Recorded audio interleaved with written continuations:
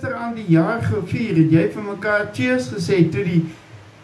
met 'n glasie, of wat het jy gedoen, toe die klok 12 geslaan, nou, ek weet van ouens, ek het so 'n lysie gemaak van goed, hoe die mense vir mekaar cheers sê, of 'n glasie klink, die ene ou sê net cheers, jy weet, en dan klink die ouens glasie, kyk mekaar in die oë natuurlik, en dan 'n ander ou sal vir jou sê, laat hy val waar hy wil, en dan 'n ander ou sal vir sê, daar val hy, en dat ek gesê, vat hom papi, jy al daai gehoor, vat hom papi, en dan is die ou vir jou so 'n shootertjie gee, dan sê hy, gooi hom,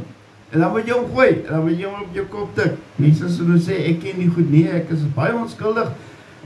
Dominee se seun, ek weet niks van die goed, ek het dit net gehoor, en dan sê, die ander ou sê, vat so ietsie man, nou ja, wat daai ietsie beteken, sal jy beter weet as ek, en dan, as jy vir jou glasie aan met sê, moet nie skaam wees, hier soos vir jou, nou ja, en dan sê hy ook vir jou, daar is nog vir daai vandaan kom, so, en dan oefen hy elmboog, daai ken jy seker goed, soos die mense vir mekaar cheers sê,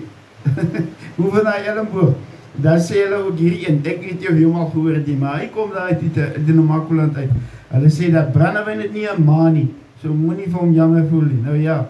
dis wat hulle sê daar, en dan lag mense altyd so lekker vir dit, en dan so gooi nog so 'n bietjie in my glas, en dan is ook lekker sluk van 'n bier, die laaste slukkie van 'n bier is die lekkerste deel van 'n bier man, nog ek sê, jy stem nie saam met my, jy sê hoekom is dit die laaste slukkie die lekkerste, dit is, nou dat jy laaste slukkie gevat het, nou kan jy vir jou vast ijskouwe enetjie gaan oopmaak, en dan die laaste ene, ons gaan nou braai, legendaries, ons gaan nou braai, en ja, gisterand het ons ook so vir mekaar gesê, ons gaan nou braai, nee, dat ons ook nie gebraai nie, maar julle ken daai storie baie, baie goed.